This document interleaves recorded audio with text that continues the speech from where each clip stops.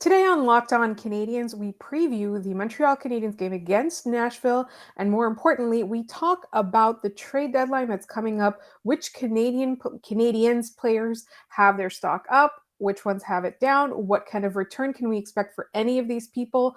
That's all coming up on today's Locked On Canadiens. Locked On Canadiens, your daily podcast on the Montreal Canadiens, part of the Locked On Podcast Network, your team every day.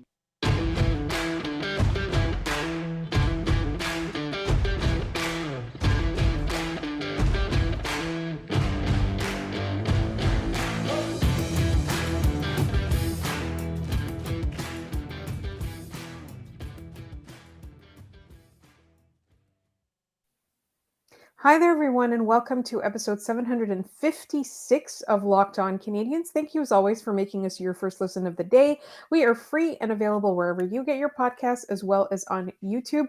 My name is Laura Sab, also known as The Active Stick, and I'm joined, as always, by the wonderful Scott Matla, Habs Eyes on the Prize. And to start, let's just say Happy New Year to all our listeners. Thank you so much for a fantastic 2022.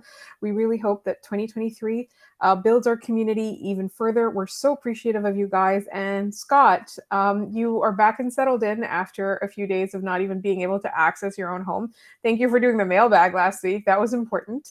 The end of your mailbag. I did not want to do that show without you. How are you doing on this fine Monday evening as we head into the Tuesday show? It was great. And then I watched the Montreal Canadiens play the Washington Capitals, and things changed very rapidly. And it admittedly was not great, where the Canadiens basically pooped their pants in front of all of their mothers, which probably brought back a lot of flashbacks for many of them. Not a great game. We're not going to talk about it because there really isn't much to say other than the Canadiens were not very good. And they roll on to playing Nashville now in the next step of the mom's trip here. Yesterday was Cole Caulfield's birthday, or today is Cole Caulfield's birthday. It's the day when we're recording this, so it's yesterday when you listen to it. January 2nd. I'm very good with what day it is nowadays. And they do play Nashville, and then they have St. Louis coming up, which we'll talk about that later on in the week here. But I'm hoping for at least better efforts going forward here than losing 9-2 and 7-2 and 5-1 in the span of 3 games, to be quite honest with you. Yeah, it's not great. And those of you who were worrying that the Canadiens would finish the season in too high of a position to get a good draft pick, I think your worries can be alleviated now. One thing that Scott and I both wanted to mention, and it has been in the discourse of the Montreal Canadiens over the last couple of games, especially not just with that, the number of losses that they've racked up in the last month or so, but also the last few games where it has been abysmal. The goal differential is, I think, historically bad now. And Arpan Basu kind of summed it up with just the headline of his article saying this team is not the team that Martin St. Louis thought it was. So I think let's look at this Nashville game and let's look at the next couple of games and talk about, I don't want to talk about how bad this team is. That's like, we know how bad this team is. Let's talk about what the challenge is for Martin St. Louis. Like at this point, this is the adversity. This is the first adversity that he's facing. And let's talk about what he needs to do now. Well, the biggest thing is he needs to get the veterans to, and I'm going to say this as kindly as possible, to pull their damn weight. Like you can see who is trying and who is not. And there's a lot of passengers right now coming back. And we give Joel Edmondson and David Savard flack in these games. David Savard, I can at least see trying every night. Like he might not be the player that he once was, but I see the effort there. Even Mike Hoffman, I've seen the effort out of more often than some of the other people on this team. And if you're not going to buy in, then get out. And for Martin St. Louis, the defensive lines are shuffled a little bit, obviously, with Caden Gooley out after the Florida game, which not great. Arguably the Canadiens' best defenseman this season, at least by the eye test and everything going with that. That means Justin Barron is on the top pairing with Joel Edmondson, which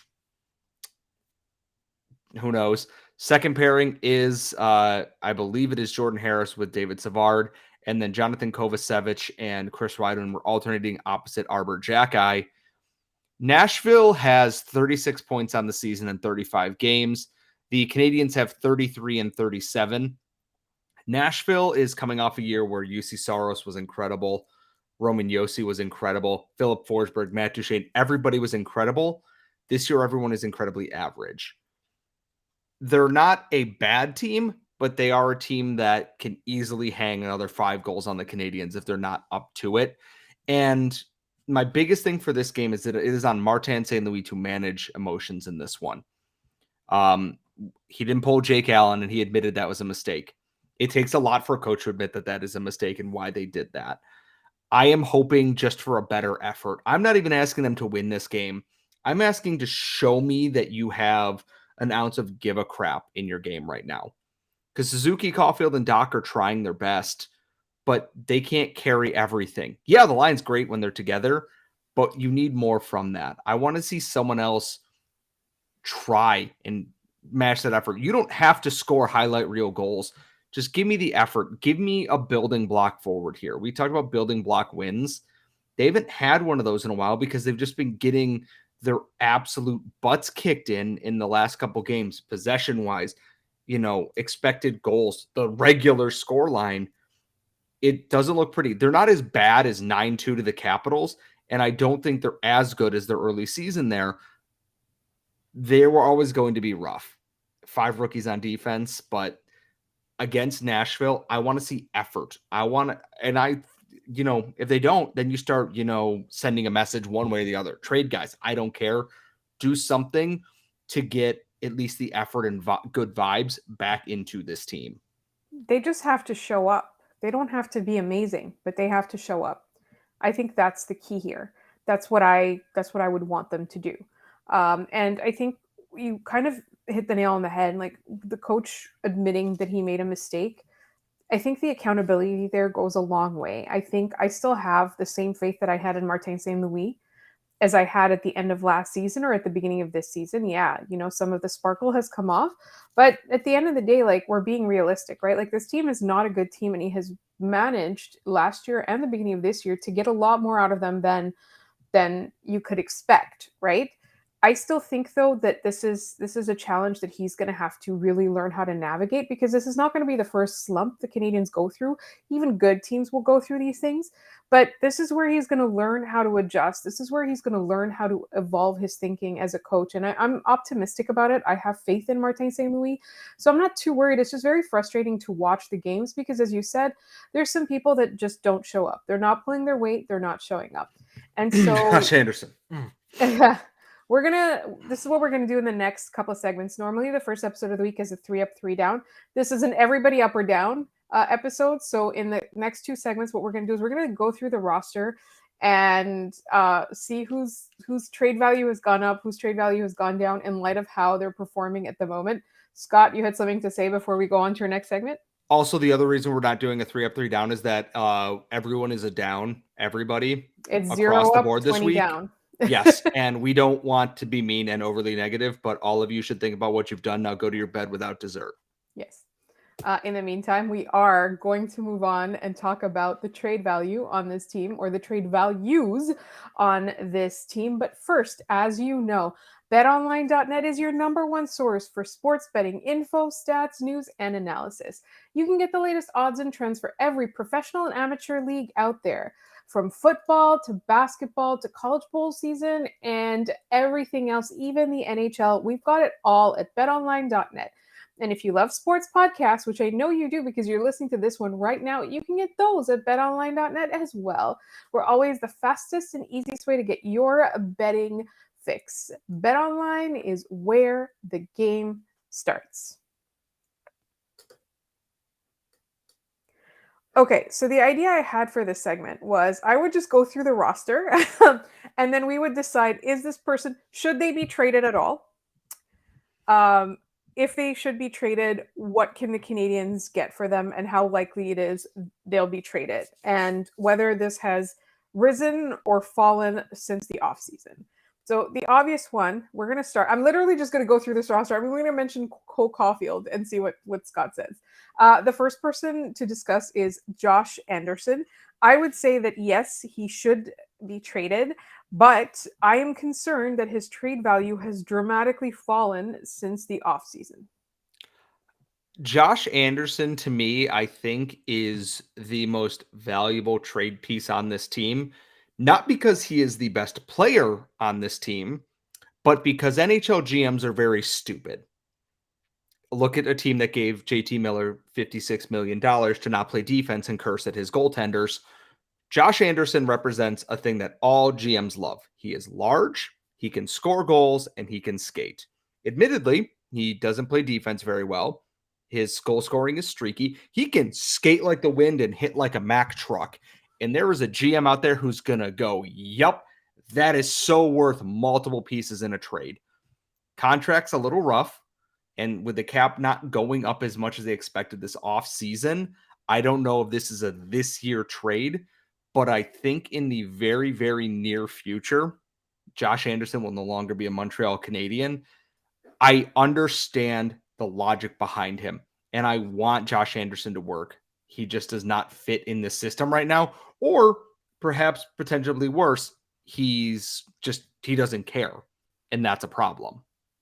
I don't think he doesn't care. I think he's just not able to figure it out. And I think a lot of these players have kind of lost that initial spurt of motivation that they got under Martin St. Louis. It's not unheard of, and it's partly, it's a partly up to him to remotivate them. But I would agree that that's where Josh Anderson is. Josh Anderson is at the moment. Next player, Yoel Armia. Should he be traded? Yes. I Can mean, he be yes. traded? I don't know. No, I think he's getting bought out this offseason. There's too much smoke around that. And I feel bad because Yoel Armia would be a perfectly cromulent fourth liner. He is not paid like a fourth liner because Marc Bergevin paid him for his playoff performance where he could cycle with Corey Perry and Eric Stahl. They do not have players that complement Yoel Armia's play style, which is methodical and it's effective when it works, but they don't have Eric Stahl, they don't have Corey Perry, and they do not have someone on that fourth line who plays that style. Anthony Richard plays shot out of a rocket, no pun intended. Jake Evans is a mostly defensive two-way forward, and Michael Pezzetta occasionally puts a puck into the net with his face and punches dudes. There is not a fourth line spot that makes sense for Yoel Armia. Arturi Lehkonen was great opposite him because he could keep possession and keep things going. He's going to get bought out this offseason. It's not working. They've put him on the top line. They put him on every line. It doesn't work. Part of it is bad luck. Part of it is he's getting paid too much, and he's just not worth that contract anymore. Cole Caulfield, nobody's trading him. Kirby Duck, we are not trading him. Evgeny Dodonov, I think they got him as a trade piece, but his stock right now is in the toilet. Yeah, he was found money. Currently, Evgeny Dodonov has 2 goals and 6 assists in 29 games. Yes, the Canadiens are bad. I think they will get some kind of mid-round pick for him. Someone will want the body. I mean, a team tried to trade from last year, for God's sakes. They couldn't, but I think a team on the fringe of needing depth in their bottom 6 will happily trade for Evgeny Dodonov because he's about as plain white bread replacement level player as you can get right now. And I just think that if this was a different Canadiens team, he'd be much better. But because they're bad and he's just not able to pick up the slack like in Vegas where he can play a secondary role, here he just it's like, well, the top line's not scoring, so do something, and he can't, unfortunately. Jonathan Drouin, this one's an interesting one. What do you even say at this point? I like Jonathan Drouin, and I was thinking about this at work earlier. Jonathan Drouin was brought in by Marc Bergevin and immediately put in a no-win situation where he was traded for a very high-end draft pick, Mikhail Sergachev, who is now a 2-time Stanley Cup champion, and he was sold as the next center and a franchise-defining piece. Anyone who, looked at the numbers admitted Jonathan Drouin is a skilled player, but he should not be the primary focal point of your offense. He does best in a secondary role and being an auxiliary contributor. Drouin was never able to live up to the expectations set by that trade. And this year, it's just like everyone else on this team. Everything is between the ears on a lot of these players. And it's been tough for him that he's overcome injuries when he's playing well. And then he had, his mental health break, which, obviously everyone supports him in that. It's a no-win situation for a guy who I think has so much skill to offer. And I think a change of scenery is going to do wonders for him and a team that needs him in that proper role. It's not for a lack of effort. I just think that like the Montreal Jonathan Drouin thing wasn't a fit. If he's not traded at the deadline, he's obviously gone in free agency. And I think a team, that wants to add a bit of skill on like their third line will sign him dirt cheap and get, decent numbers out of him on the power play. And Habs fans will wonder, well, why didn't it work out here? I think he will be gone one way or the other by the end of this season. It wouldn't shock me if it's the trade deadline for a team wanting to add a skill piece for the playoffs. Christian Dvorak. I think he's a good trade piece. I think he's a good trade piece. I also don't think he's getting traded. And my only reason for that is I think Sean Monahan's getting flipped for a good, decent chunk at the deadline here based on his production this year. And I think Christian Dvorak will last into next year, or depending on how the draft shakes out and where the Canadiens land in the draft, he could be gone in July. I don't think his stock, I think, has kind of stayed neutral. He's fine for what he is. It's just getting the surrounding pieces to get the best out of him hasn't worked so far. I don't think it's Christian Dvorak's fault per se. He wasn't brought in to be an offensive force. He was brought in to replace Philip Deneau and Jesperi Kotkaniemi. And then they gave him Josh Anderson and Jonathan Drouin as line mates, which is not a winning combination. I don't think he's getting traded. I do think there are teams who are interested in him, though, because he's got another year or two on his contract. He's got term and he's useful. It's not like he's useless. Yeah, exactly. He's a useful trade piece for a team looking for a long-term or beyond a rental addition for a team here. All right, last one in this segment is Jake Evans. Obviously, he's a fourth liner on a decent enough contract. I wouldn't trade him just because, if it ain't broke, don't fix it. I don't think that there's very many teams lining up for a fourth liner, but I would guess that maybe towards the trade deadline, a team with a really good chance at a Stanley Cup might want to add him if they don't have enough of a good bottom six. But I don't think he's getting traded. He just signed that new contract in the offseason, I believe. He's a perfectly fine bottom six pivot piece. I don't mind him on the wing on a line if they need someone else out there for late minutes. And I don't mind him as the fourth line center. And this is a very sad tale of how the Canadiens development system has gone, is he's one of the few success stories from the Marc Bergevin era. And I think he's going to be here for another year.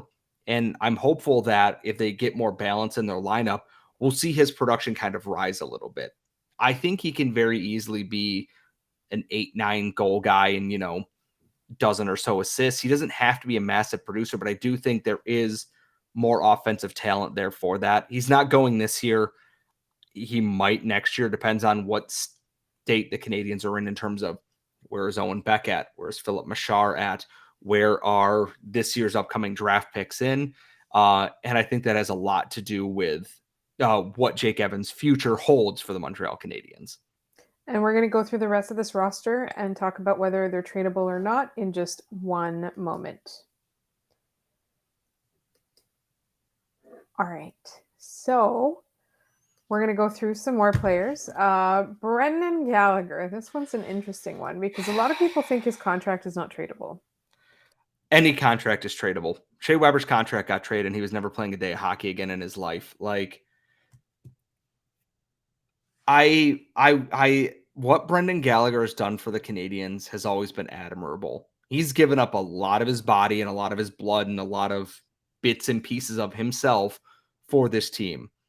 He got rewarded with a contract when he was a guy who could score 20 goals on the regular. That was on a team that had some balanced scoring to it. Brendan Gallagher right now is a middle six forward with a top six contract and an injury history that is preventing him from fully playing. Like, he's already injured again this year. You look at him play compared to where he started the year, where there was pep in his step and he was playing like the old Brendan Gallagher. He got injured in the last game. He apparently got hurt in practice today and came back. Dude is falling apart. I think, but at the same time, just like Josh Anderson, Brendan Gallagher's, no nonsense style of play will convince a GM that I can fix him. I can fix him and make him back into 30-goal Brendan Gallagher. And if Hughes is getting calls and the package is good, it will hurt to ship a fan favorite out of this city. But at the same time, this is where good GMs shine. Just because they are always a fan favorite, if it benefits the team in the long run, you have to do the right thing. And this is not like trading a Max Pacioretty or a PK Subban. Yes, Max Pacioretty worked out in the long run, but that's because Mark Bergevin was offered Nick Suzuki instead of Cody Glass. Anyways, I will be shocked if Brendan Gallagher's contract is traded just because I think it's got too much term and too much money.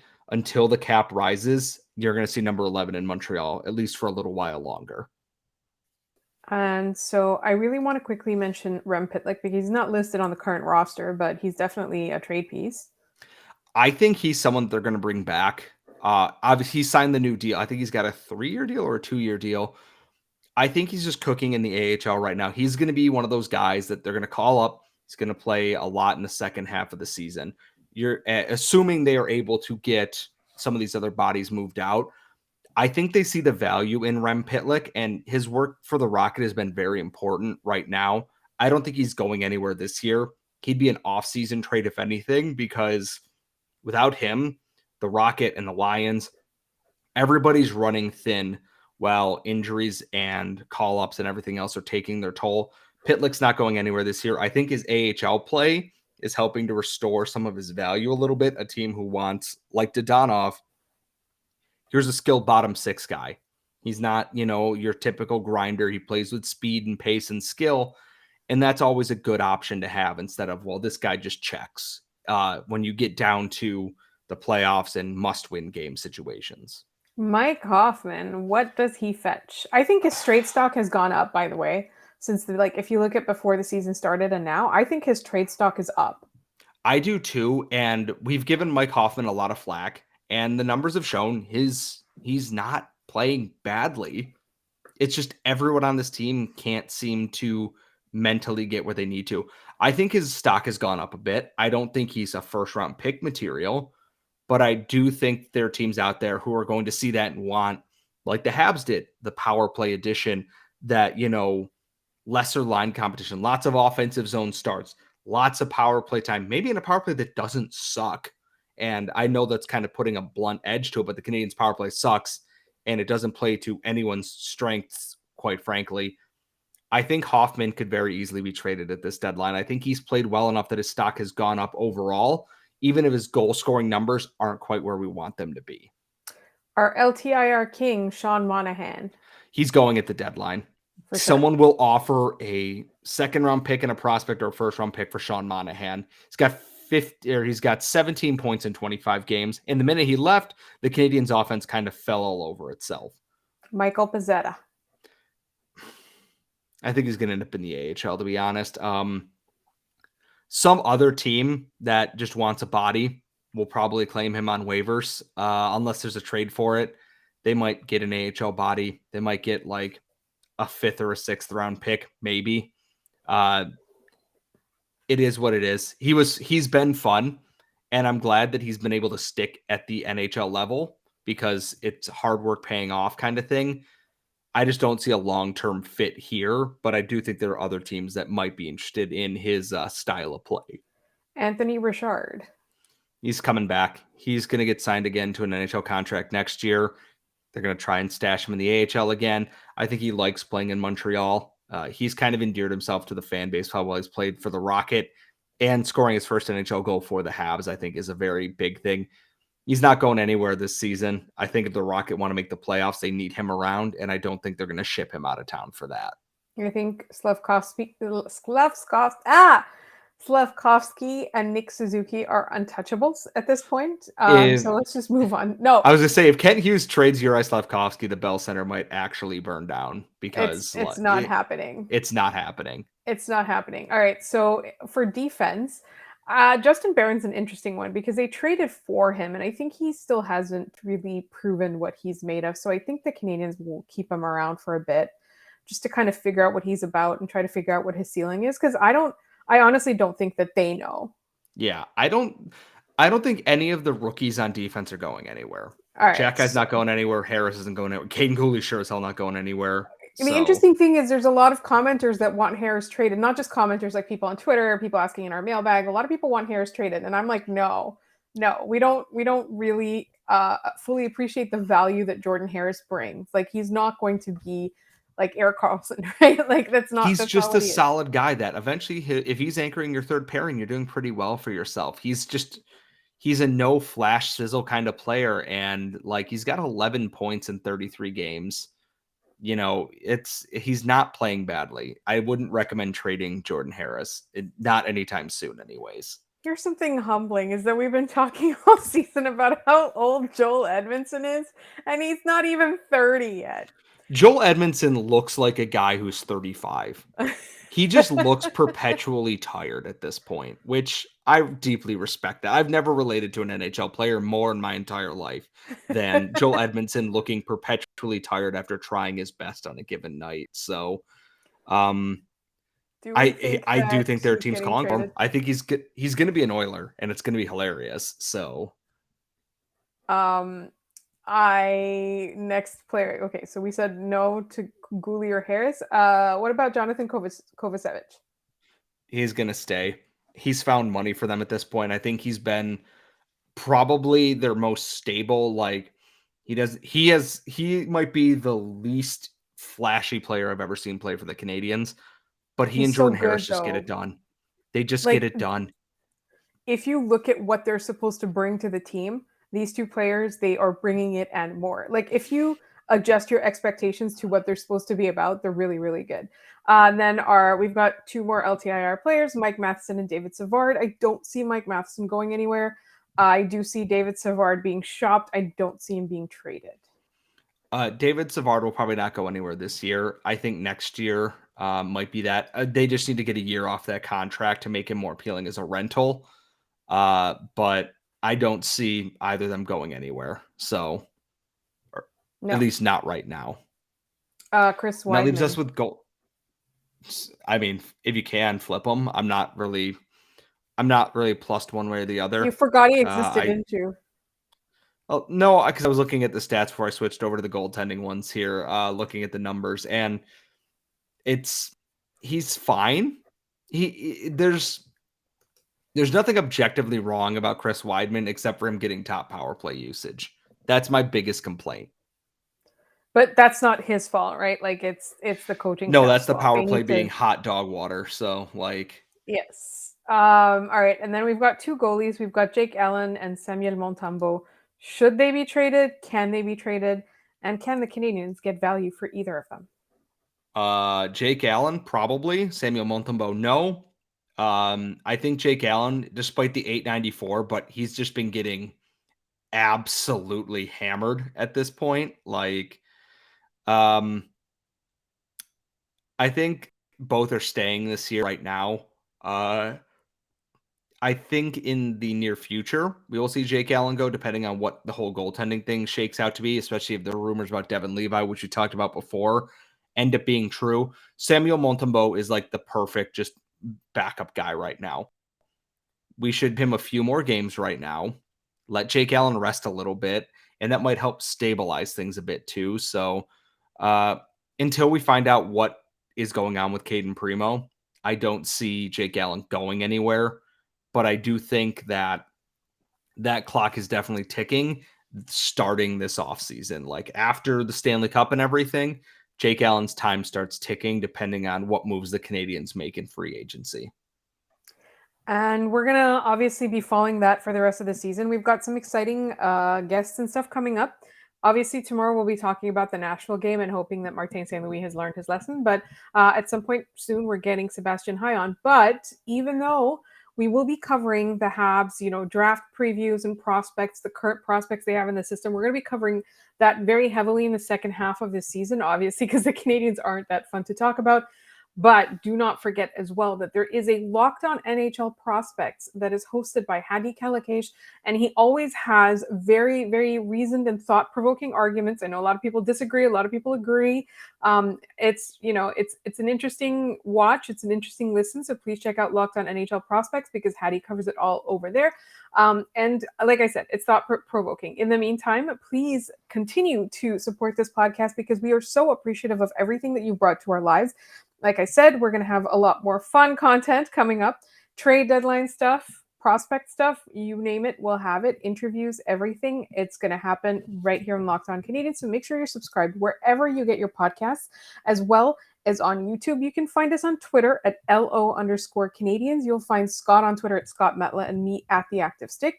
You can always email us at lockedoncanadiens@gmail.com. And if you'd like to leave mailbag questions in the comments to this YouTube video, please do so.